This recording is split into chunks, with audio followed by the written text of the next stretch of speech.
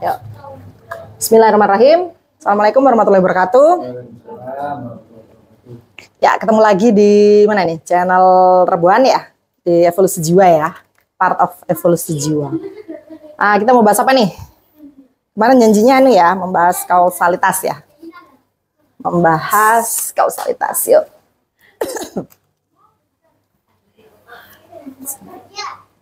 Kausalitas. Kausalitas itu apa sih? Ya, kausalitas itu kan sering kita sebut sebab akibat ya.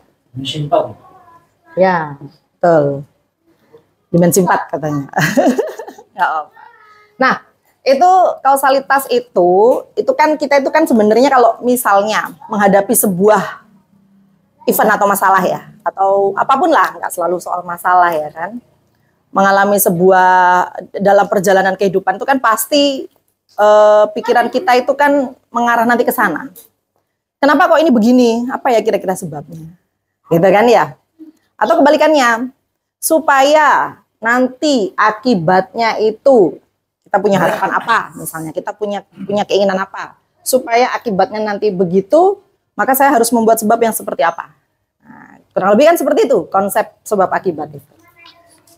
Nah, kausalitas ini kalau misalnya yang sudah sering kita alami bersama, ya kan? Nah, itu sering kita sebut sebagai kausalitas yang linier. Linier. Kausalitas linier itu seperti apa? Kausalitas linier itu seperti ini. Kenapa ya? Ya, kenapa kok hari ini itu saya mengalami kejadian ini? Nah, lalu kita merenung. Saya mengalami kejadian ini karena apa ya? Bergerak kita dalam waktu, ya kan? Bergerak, kan namanya akibat itu kan pasti terjadi di saat ini. Kalau kita sudah memikirkan akibat itu kan terjadi hari ini kan. Oh, hari ini tuh saya mengalami misalnya kejadian seperti tadi Mas Irfan ya. Mas Irfan itu kita angkat dikit-dikit ya. Itu kejadian misalnya dia ribut dengan istri misalnya. Ada selisih paham dengan istri. Nah, dia merasa tidak nyaman dengan keadaannya. Merasa tidak nyaman dengan keadaannya.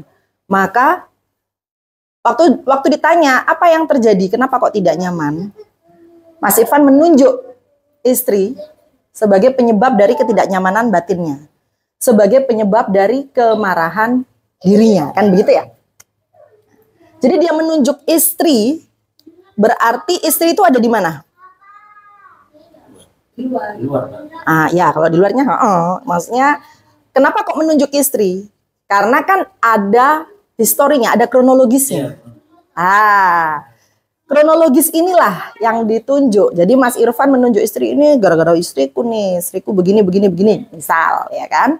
Nah, itu ditunjuk sama Mas Irfan sebagai penyebab.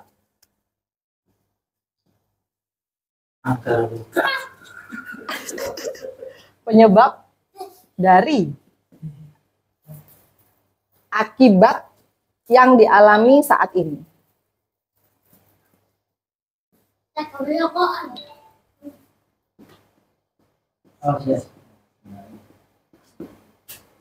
Nah, jadi akibatnya hari ini kan Mas Irfan mengalami kemarahan, gitu kan? Ada event kemarahan lah ceritanya. Halo, ada event kemarahan, kan begitu ya? Nah, itu kan akibatnya. Nah, Mas Irfan menunjuk penyebab, ya kan? Penyebab dari akibat yang dialami saat ini itu pada kronologis kejadian atau kejadian sebelumnya, gitu kan ya?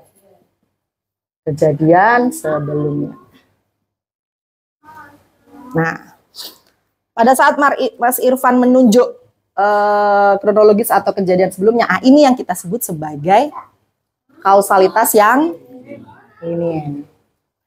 Kronologis kayak sejarah kayak gitu kan ya, semua dalam rentang periode di masa lalu, periode sebelumnya. Nah, itu berarti kita menunjuk penyebabnya adalah kronologisnya, sejarah ya, atau apalagi histori bisa ya. Urutan kejadian. Nah, ya kronologis itu. Urutan kejadian. Jadi kita menunjuk kejadian sebelumnya sebagai penyebab dari akibat yang kita alami saat ini, gitu ya. Nah, itu kausalitas yang linear. Nah, ini kalau misalnya digambarkan tuh begini.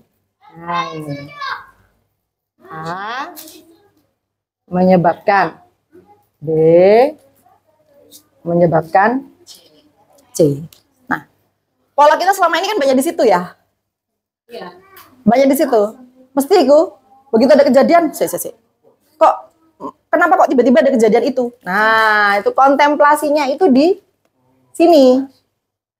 Nah, di kausalitas yang linear. Nah, itu kita berarti menggunakan model ini. Betul, di kausalitas linear itu ini. Kemarin dia nanya tuh, apa sih bedanya kausalitas linear sama non-linear? Ini yang linear kita bahas dulu. Jadi ini pola yang sudah sering kita kerjakan. Rata-rata gerakannya ke situ, arahnya pasti banyak-banyaknya ke situ dulu. Nah, nggak apa-apa.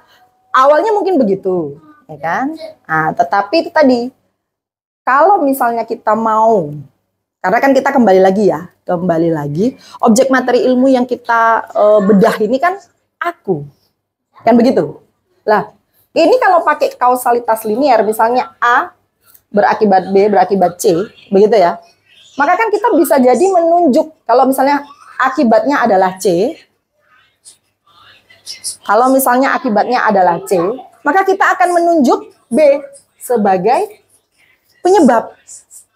Sebagai penyebabnya. Kan begitu. Nah, B ini kan di luar C. Nah, kalau kita berbicara di luar C, berarti kan kita tidak membahas tentang ada apa di balik C ini. Kan begitu? Nah, kalau objek materi ilmunya adalah aku, mestinya yang diutik-utik itu C-nya. Kan begitu ya? Bukan B, bukan A. Yang ditunjuk sebagai sebab. Nah, makanya di kausalitas yang nonlinear, nah ini ya. Saya tulis di tabel sebelahnya.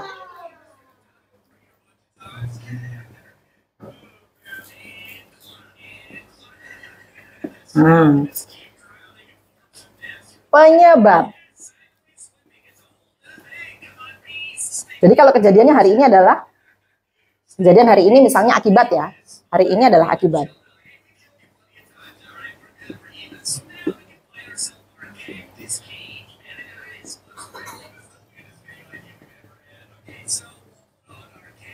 Masuk nggak suaranya itu nanti?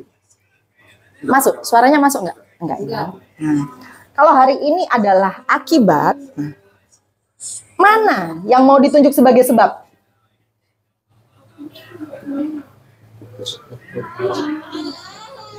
Sebagai sebab. Kalau kita berbicara non-linear, berarti kan kita berbicara tentang aku. Konsisten kita, nggak keluar dari aku. Jadi apapun yang mau dibahas, aku aja yang dibahas, gitu kan ya. Berarti bagaimana? Berarti yang harus dituju sebagai sebab adalah nature aku. Nature, gimana tulisannya nature?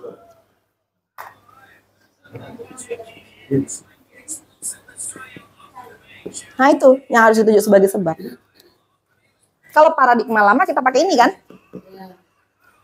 Kejadian kronologis kita cari tuh dalam waktu.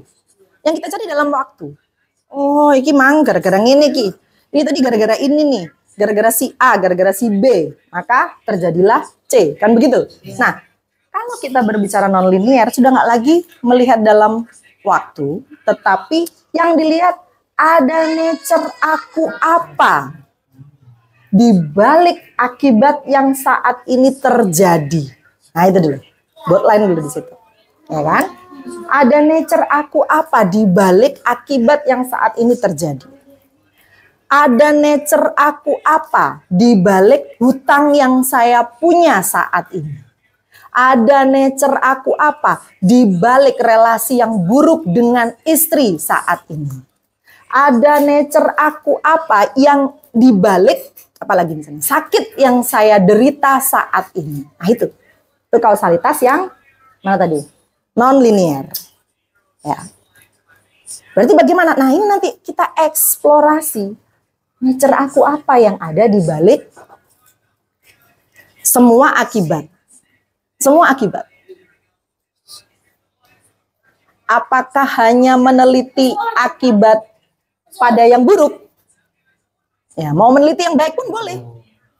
Kenapa saya mengalami akibat hari ini kok seperti ini? Coba saya teliti nature aku apa di balik akibat itu? Kan begitu? Jadi yang dicari itu ini. Fokus saja sama nature aku. Nah, Mbak, kadang kalau pengennya begitu, tapi kenapa begitu kena kejadian sesuatu, bawaannya mau ke sini, ya kan? Ya nggak apa-apa, awalnya kena dulu, gitu kan? Tapi langsung sadari loh, ini kan paradigma lama. Paradigma barunya adalah di balik kejadian ini pasti ada nature aku itu. Nah, yang dieksplorasi adalah nature akunya. Yang dieksplorasi adalah nature akunya. Nah, nanti itu ketahuan itu. Ada pada nature berapa. Perasaan-perasaan apa. Apakah force. Ya kan? Kalau force itu kemarin kalau kita udah pernah ada videonya belum yang power force ya Mas? Nanti kapan-kapan kita bahas. Nah, jadi kalau di Hawking, di peta Hawking itu kan terkategori menjadi 2 ya. Di buku Power Force, bukunya Mbah Hawking. Jadi kalau yang ke bawah, jadi ini kan ada angka-angkanya. Angka-angka nature aku ini ada disimbolkan dengan angka-angka. Nah, dari 20 kalau di Hawking itu sampai 1000. Nah, 1 sampai 1000. Nah, 200 ke bawah, jadi titik krusialnya ini adalah 200. 200 ke bawah, nah ini disebut force. Ya. Sementara 200 ke atas sampai 1000 itu disebut power. Jadi yang 200 ke bawah itu yang melemahkan. Apa itu? Mulai dari shame, guilt, ya kan? Terus apalagi apati, setelah apati grief, fear, desire, ya kan? Terus anger, terus setelah itu pride, ya kan? Nah, itu 200 ke bawah. 200 ke bawah. Nah, kalau 200 ke atas itu mulai dari courage, nanti willingness, ya kan? Neutrality dulu, terus willingness, acceptance, terus habis itu rasional ya. Terus setelah itu nanti sampai ke 500 itu ada love, ada unconditional love atau joy. Terus nanti ada lagi sampai 700 ke atas itu sudah enlightenment atau fase pencerahan, gitu kan ya. Nah, kalau yang 200 ke bawah itu yang melemahkan. Nah, jadi kalau yang 200 ke atas itu yang menguatkan. Nah, teliti nature akunya ini hadir di mana? Apakah di force yang di bawah, yang melemahkan, atau yang menguatkan? Kebanyakan kalau kita mengalami sesuatu yang mengganggu, contoh yang mengganggu itu apa? Yang sudah kita anggap sebagai masalah, ya kan? Padahal itu sebenarnya bukan masalah, itu baru gejalanya. Masalahnya itu di sini sebetulnya, kan gitu ya. Nah, gejala-gejala yang selama ini kita anggap masalah itu seperti contohnya misalnya hutang, terus apa lagi, sakit, relasi yang buruk misalnya, lalu apa lagi, macam-macam lah ya. Di kehidupan itu ada aja krisis kehidupan itu ya. Nah, berarti itu bisa jadi nature aku ini hadir pada pada force. Selama nature akunya ini kan sebab ya. Nah, ini kan kita kembali lagi sebab. Jadi ini kalau digambar kira-kira begini nih, Bu. Nah, A, B, C. Nah, di sini tuh ada medan awareness-nya ini yang menghasilkan A, B, C ini tadi. Jadi bahasanya potensial aktual. Kan begitu ya? Ini adalah potensi, di sini aktual. Bahasanya kita sederhanakan saja. Sebab akibat, gitu ya. Nah, kalau akibatnya ini saat ini yang sedang dialami itu adalah sakit, itu dilihat nature akunya. Karena kan akibatnya kan sudah terjadi. Nah, nature akunya itu ada di mana? Itu kalau diteliti, itu pasti di sini. Rata-rata di situ, di force. Tinggal dikenali itu yang mana, force itu, nature akunya itu. Dari situ nanti, oh ternyata apa yang terjadi padaku hari ini itu karena aku itu hadir pada nature-nature yang melemahkan. Nah itu. Lalu bagaimana supaya berubah? Berarti yang harus dirubah apanya? Sebabnya. Ya kan, kalau kita mau akibatnya ini berubah, ya kan, berarti yang harus dirubah apanya? Sebabnya yang harus dirubah. Nah, sebabnya ini berarti kan yang harus dirubah adalah nature akunya. Selama nature aku itu, contoh ya, selama nature aku itu hadir, misalnya di sini tuh 75 atau kesedihan, maka akibatnya ya akan memperagakan, yes, semestanya akan memperagakan kesedihan terus-menerus. Akhirnya muncul ujar-ujar, kok saya ngalami ini lagi lah. Nature akunya gak di shifting, masih hadir di situ, ya kan? Nah, harus bagaimana? Nah, hadir di kesadaran yang power. Yang power itu yang 200 ke atas. Nah, minimal berapa? 500 lah. 500. 500 itu apa? Love. Ya kan? 500 itu love. Love itu seperti apa? Love itu kayak begini. Love itu ya, bahwa kita tuh mulai terhubung pada kemanusiaan kita sendiri. Loh, kalau kita itu terhubung dengan kemanusiaan kita sendiri, berarti kan, oh yang mengalami ini adalah aku sebagai, yang mengalami ini adalah orang bernama, misalnya yang punya gejala masalah itu adalah Ari. Oh yang mengalami kesedihan itu adalah orang yang bernama Ari. Itu dia. Mulai orang bernama Ari itu dirangkul. Apa bahasanya? Dipangku. Dirangkul dia. Nah, itu 500 itu. Love. Nggak lagi kita menunjuk B sebagai penyebab dari akibat yang kita alami, apalagi menunjuk A. Enggak. Tetapi yang kita tunjuk sebagai penyebab dari akibat yang kita alami adalah nature aku kita sendiri. Nggak ada yang di luar. Gitu ya. Nah, sampai sini ada yang mau ditanyakan? Kalau main clear ya? Oke. Nah itu. Jadi hadir pada kesadaran berapa? 500. Love itu tadi. Mulai kita terima itu. Mulai diri ini terhubung dengan kemanusiaan kita sendiri. Artinya apa? Walah yang mengalami kesedihan itu si orang bernama Ari. Dirangkul dia. Gitu. Nah itu bersaksi itu seperti itu. Yang mengalami kesedihan ini orang bernama Ari itu dirangkul. Itu 500. Boleh nggak Mbak hadir selain 500? Oh boleh. Misalnya 540. Naik ke 540 misalnya. Apa kalau 540? Unconditional love atau joy ya. Kalau di peta Hawking itu kan 540 itu joy. Apa itu? Mulai kita menerima. Mulai kita terhubung. Dengan apa? Dengan seluruh makhluk hidup. Kalau kita mulai terhubung dengan seluruh makhluk hidup, berarti apa? Penerimaan itu tidak hanya terjadi pada diri, tetapi juga kepada seluruh makhluk hidup. Nah, ya kan? Yang punya relasi nggak bagus misalnya, yang punya relasi nggak bagus, itu kan pasti menunjuk orang lain sebagai penyebab buruknya relasinya, ya kan? Nah itu bagaimana?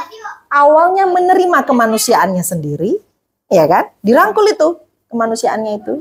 Lalu selanjutnya bagaimana? Menerima menerima makhluk lain. Jadi bagaimana menerima makhluk lain itu?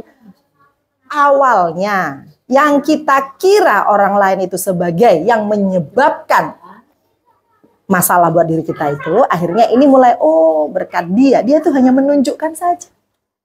Nah, jadi apa? Dirangkul. Jadi merangkulnya tidak hanya merangkul diri kita sendiri, merangkul seluruh semesta. Tuh. Itu 540. Jadi kalau kita sudah menemukan nature aku apa di balik akibat yang kita alami saat ini, ya kan? Maka di situ mulai ditransform di sini. Jadi jangan hanya cukup diam di situ saja, tidak, transform. Pindah dia. Hadir pada nature aku yang power atau nature aku yang menguatkan. Nah, sederhana itu. Dan itu kausalitas non-linear itu seperti itu. Jadi begitu dapat event, ya kalau belum terbiasa menggunakan asas yang non-linear, ya kan, masih kita pakai asas yang linear nggak apa-apa. Nanti pada saat journaling itu perlunya journaling, teman-teman. Kalau misalnya journaling ya nulis, oh saya kena ini, rasa jiwa saat ini saya masih nyalahkan orang lain, oke ditulis. Lalu renungkan, nanti dibaca lagi tuh tulisan jurnalnya. Pada saat kita membaca jurnal kita sendiri, akhirnya kan itu, oh ini aku masih pakai asas yang linear. Harusnya pakai asas yang non-linear. Nah, pakai paradigma yang non-linear. Ah, di situ baru, oh sebentar, apa ya ini ya? Ada nature aku apa di balik akibat yang sedang saya alami saat ini. Nah, itu. Nanti yang ketemu adalah nature aku. Yang mana? Nanti dicari. Nanti ketahuannya itu ada di mana itu nanti kalau ada sesi klinis ya. Kalau pas klinis atau pas suatu sesi transendensi. Seperti itu. Ayo, ada yang mau tanya nggak? Tentang kausalitas yang linear dan non-linear. Mau difoto? Ya boleh, foto dulu. Boleh. Foto dulu. Coba Mbak. Pes. Jadi kayak gitu. Nah, jadi mesti kita itu ya kan, pada saat mengalami kejadian langsung sudah, selama masih menggunakan asas yang seperti ini, maka blunder itu masalah. Blunder, tidak selesai. Ya kan? Tidak selesai. Karena fokus kita tidak pada nature aku. Tetapi pada saat mengalami suatu kejadian, ambil waktu hening, ya kan? Atau ambil waktu jeda untuk mengenali ini nature aku apa yang sedang aktual. Nah itu, ada nature aku apa yang sedang aktual. Nah itu yang dikenali. Nah, kebanyakan dari kita itu kan nggak mau ya, mau mempertanyakan ada apa ya di sini. Lebih mudah untuk menunjuk yang di luar. Ya memang yang paling mudah menunjuk yang di luar. Paling enak itu leko. Oh jangan salah di DE gue. Itu salah aku. Itu paling gampang. Nah, di sini kita mulai tertib sama yang namanya asas, ya kan? Tertib sama asas itu apa? Asas yang non-linear. Oh iya, ini nature aku tuh sendiri yang mengakomodir apa yang sedang terjadi saat ini pada diriku. Nah itu tertib asas itu. Jadi di checklist. Jadi kalau kita sudah bikin jurnal nih, misalnya Mas Zamroni bikin jurnal, atau Vicha ya kan, Vicha bikin jurnal. Nanti pada saat bikin jurnal, sudah bikin jurnal, apa yang terjadi pada dirimu, rasanya seperti apa, kamu baca lagi. Aku ini pakai asas apa ya? Nah, dikoreksi sendiri. Oh, aku itu masih pakai asas paradigma yang linear. Belum pakai yang non-linear. Wah, ini berarti mesti ganti nih. Oh, harus cari nih nature akunya yang mana. Ya, harus bisa nunjuk nature akunya yang mana. Nah, kalau belum tahu, aku kok belum tahu ya ini nature akunya yang mana. Nah, itu baru sesi klinis, transendensi. Gitu ya. Itu bisa menghubungi mentor-mentor terdekat. Gitu. Nah, itu. Jadi fokusnya cuma satu. Kenali nature aku di balik setiap peristiwa apapun itu. Itu mawas itu. Kita nggak gampang, nggak abai dengan yang terjadi gitu loh. Kalau abai bagaimana? Ya sudah. Nature akunya aktif di situ terus. Misal yang aktif 75 ya kan, atau kesedihan. Kalau nature akunya yang aktif 75 atau kesedihan, maka apa? Akibatnya ya itu terus semestanya. Tidak berubah. Kalau mau berubah, nature akunya yang harus dikenali. Gitu ya. Yuk, ada pertanyaan?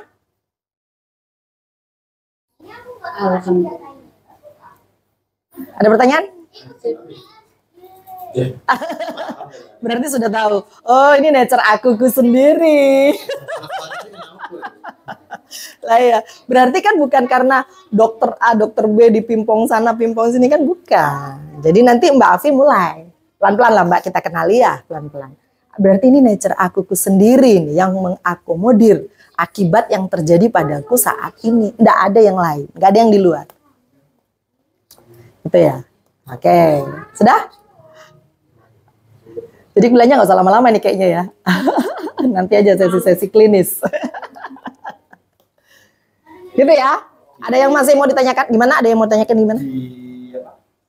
Linear sama kausalitas linear sama non linear ini, cuman objek materialnya itu aku aja. Aku aja.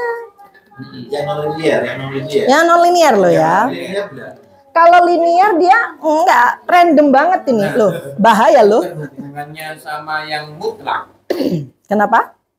Itu gimana? Linear nggak ada. Kalau di sini nggak ada. Kalau kita bicara linear ya nggak ada. Nggak ada. Tapi kalau kita berbicara yang non linear, hubungannya sama yang meliputi nature aku ini kan yang mutlak. Nah, itu. Yes. Itu ya. Oke. Oke, kalau di sini ya nggak ada, ini random. Ini bahaya ini. Ya kan? Kenapa? Loh. Kita bisa menunjuk apapun sebagai penyebab dari kehidupan kita. Wah.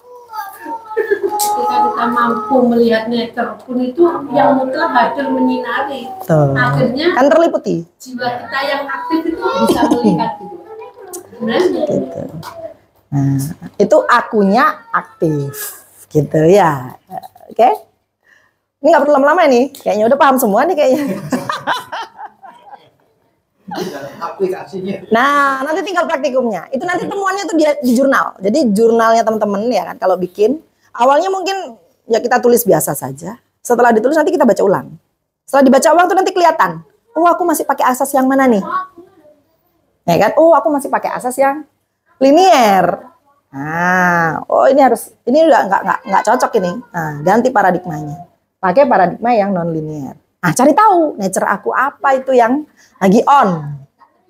Nah, waduh ini aku belum paham nih nature aku apa. Nah, itu nanti menghubungi mentor terdekat. Sesi transendensi. Gitu ya? Oke, sip? Gitu?